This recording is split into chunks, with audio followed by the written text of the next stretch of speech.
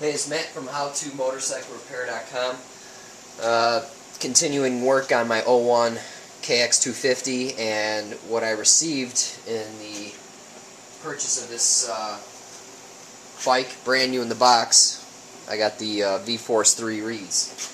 So I also have a video on the carb removal, and basically I'm just verifying the jetting and just cleaning the carb really quick. And you know, I'm right here, so I might as well change the reeds. So let's go ahead and remove this assembly. I have a rag in here because there's some dirt around here and I don't want it to fall in the motor. Now they're all 8 mils, except someone replaced this with a bolt from the hardware store at 10 mil. So let's go ahead and just remove this one first, and I'll see if I have an extra one I can swap in here with an 8 mil head.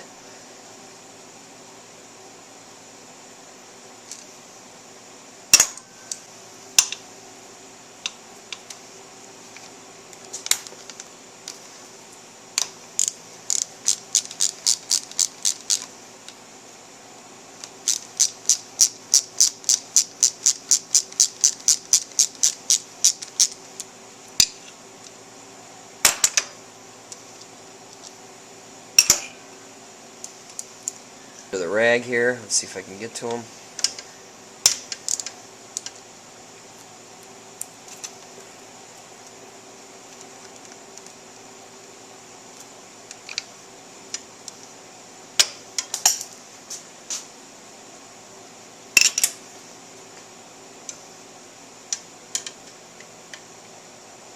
So a long extension is definitely a good tool to have for this job here.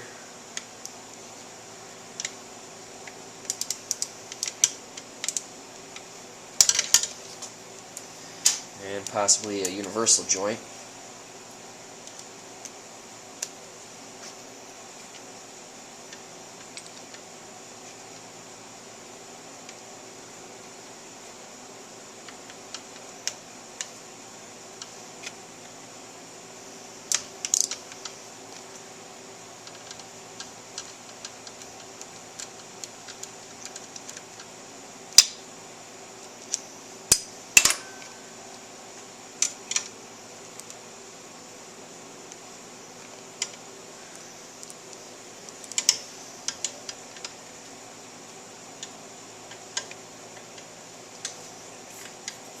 This radiator hose is in the way. Let's see if I can get to it. There's no way I can get a camera angle on it. I can barely see it.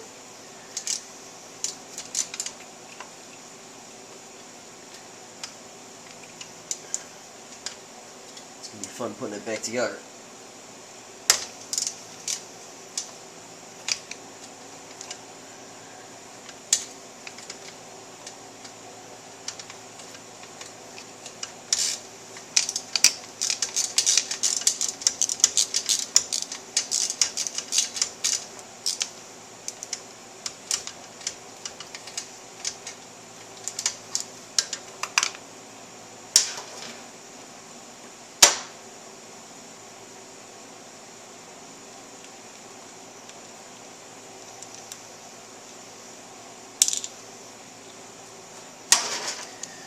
Alright, one more right under the hose here.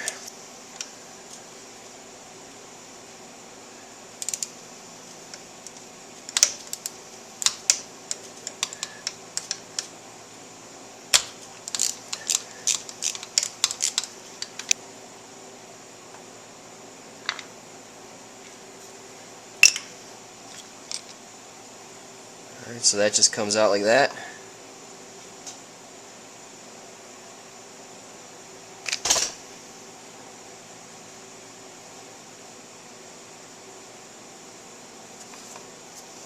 Take the insert out.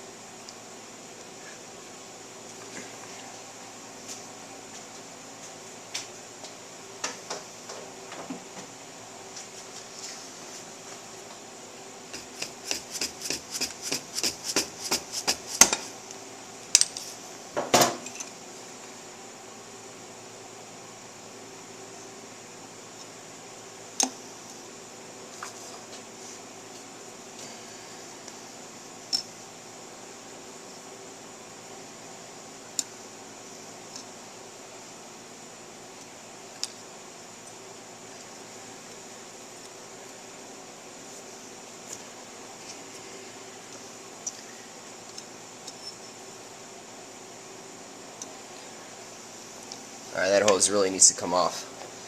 Alright, I'm going to do a coolant change video, and then we'll pop that hose off. I'm on the right side of the bike, and this screw right here, you can tell but it has a washer underneath it, and that's usually the drain bolt. So we'll just pop this 8mm bolt off. I have a drain pan here ready to go. And the bike is cool, obviously. You don't want to do this when it's hot, so you don't burn yourself. And then I do not have the radiator cap open. So as you can see, it just stopped, and I'm going to slowly remove it, and then it'll just leak out like that.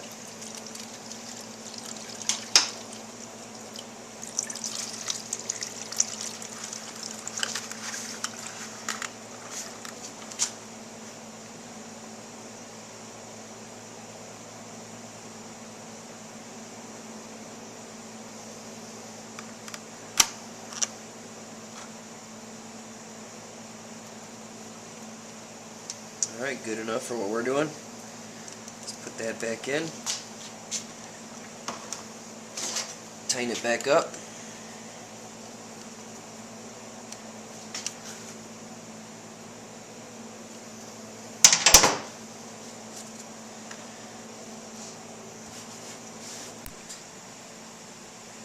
There's a cylinder drain right there for the coolant, so we'll go ahead and drain that as well. It's an 8mm.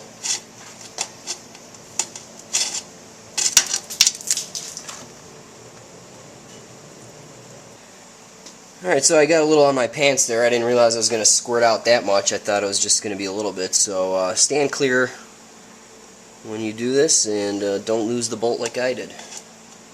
After it's finished draining, you can just tighten this back up. Just snug it down. You know, it's just a drain bolt. And I'll clean up all this mess. Alright, so the coolant is drained. I'm going to loosen my hose clamp here.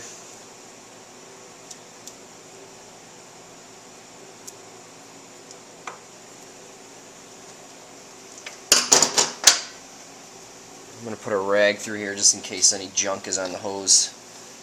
I don't want anything falling in the motor.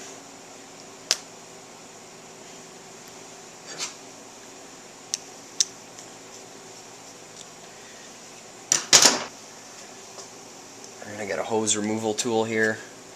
So I just kind of work it around, and it'll kind of release it from the mount here. Let's see if we can pull it off.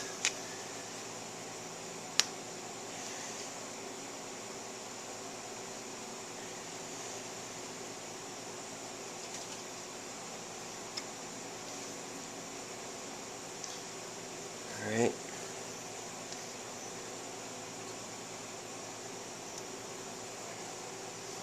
Makes it much easier. So it looks like this thing had carbon fiber reeds already.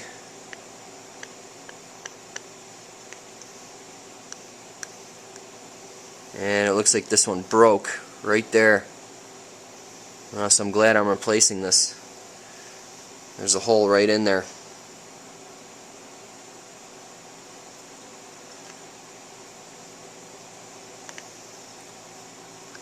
You can see that right there in that corner. You can see light through that reed cage, so I'm glad I took this apart. Funny, this thing was getting 180 psi compression. So, alright, so while I'm here, I'm going to look down into the intake here and take a look at the piston. And see that square cutout right? Well, obviously the really small cutout, and you can see the piston move up and down. Just going to check the condition of it from what I can see here. It looks okay. It's starting to wear. You know, it's probably been, I don't know how many hours, who knows, from the previous owner. But he didn't ride it too hard, so I'm probably going to definitely put on, you know, at least 5 to 10 hours before I consider doing the top end. So in any case, I'm also going to pull the pipe in another video and look at the piston from that direction, because usually that side's worse. So Let's go ahead and scrape the gasket off. Alright, for scraping the gasket off, I just like to use a straight edge razor blade, and I'm going to stick a rag in here just to prevent any stuff falling in, but hopefully we can get this off in one piece here. So I like to go at a 45-degree angle to cut the gasket off. It's just easier to release it. And it looks like it's going to come off in one piece, so I'm just going to remove that rag.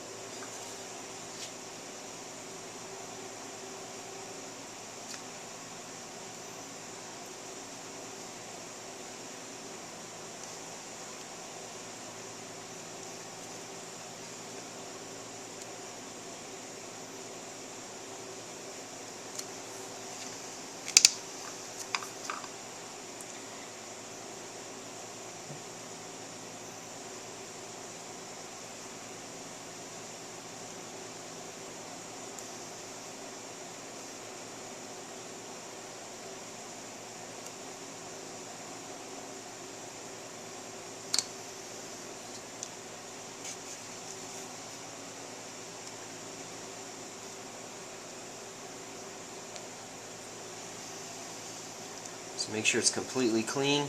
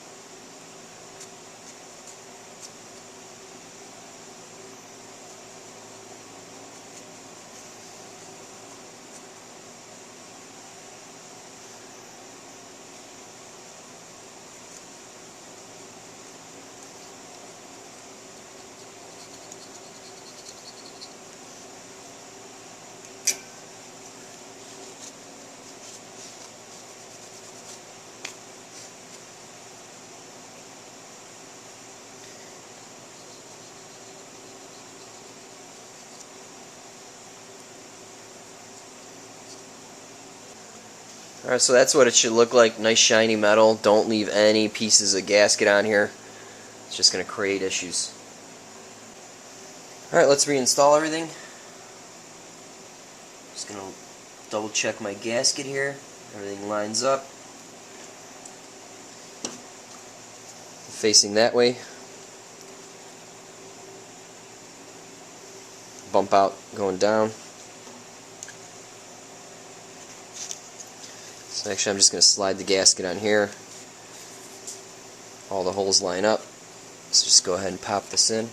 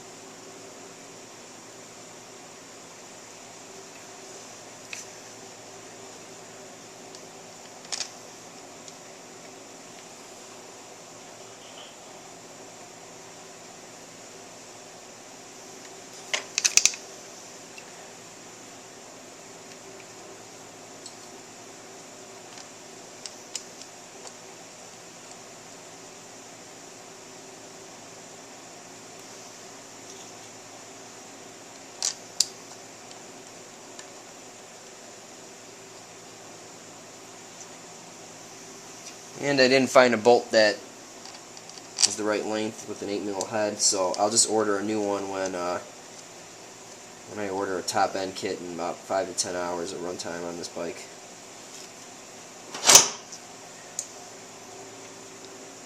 Alright, so let's go ahead and run these down.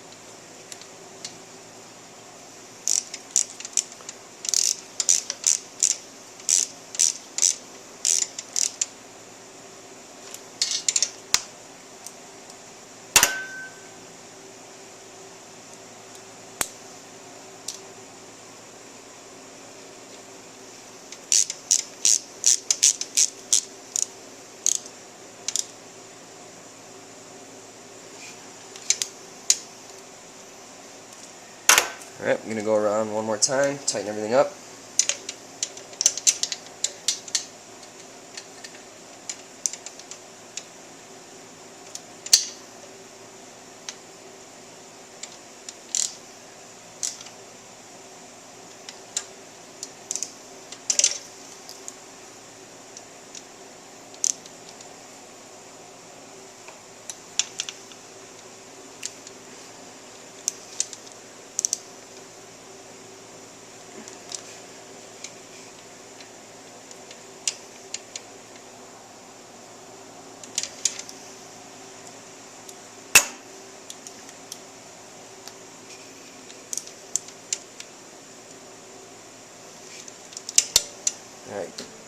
Alright, time to refill the coolant. What I like to use is Piston, all makes, all models. The reason I use this over motorcycle coolant is just because of the price. But what you want to look for in any coolant is that it's silicate, phosphate, borate, and nitrate free. The main thing is the silicates. I guess that's like an abrasive that they put in there to keep the systems clean. And you definitely don't want that in a motorcycle because it'll trash the seal, and we don't want that. So what I do is I buy full strength, and I also buy a gallon of distilled water and just mix 2 gallons of 50/50. So that way, you know, this is $10 a gallon, $13 a gallon. You can get, you know, a gallon of water is like under $1, right? So you can get 2 gallons of coolant for $13-14, whereas you know, 1 quart of motorcycle stuff can run you $8-9. So I got a little funnel here, and I got a pan down here just in case I overfill it, because it's I tend to do that.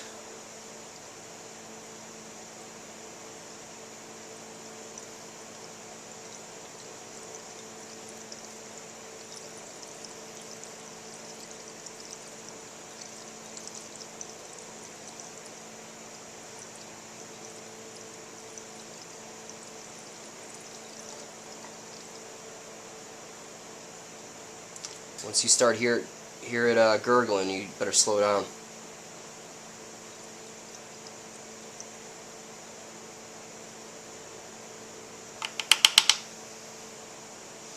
And that's pretty much it. You're probably going to want to start it and make sure all the air bubbles escape. And then just top off as necessary, and make sure you don't open this when it's hot. Good. Alright, so that's it for this video. I'm going to go back to putting the carb on, and that's going to be in another video. But that was the VForce3 install, and I'll definitely update you on my blog at howtomotorcyclerepair.com to see what the difference is over stock. But again, it won't be a good comparison since there's a big chip missing in that one. So thanks for watching. It's Matt from howtomotorcyclerepair.com. Like this video, subscribe to my channel. Thanks a lot.